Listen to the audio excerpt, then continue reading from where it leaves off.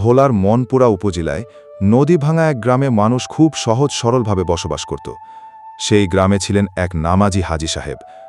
আর গ্রামটির আরেক পাশে থাকতেন রফিক নামের এক গরিব কৃষক। দিনে মজুরি করে রাতে ঘুমান ভাঙা টিনের ঘরে।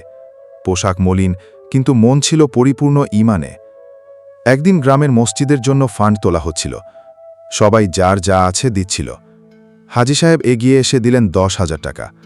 লোকজন বলল, কি দানশীল মানুষ, আল্লাহ আরও বরকত দিক।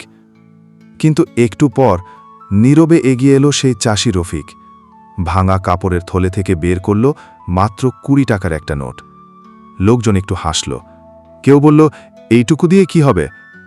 তখন ইমাম সাহেব শান্ত গলায় বললেন, হাজী সাহেব যা দিয়েছেন তা তার সামর্থ্যের এক ফোঁটা, কিন্তু রফিক দিয়েছে তার সারা সপ্তাহের উপার্জন।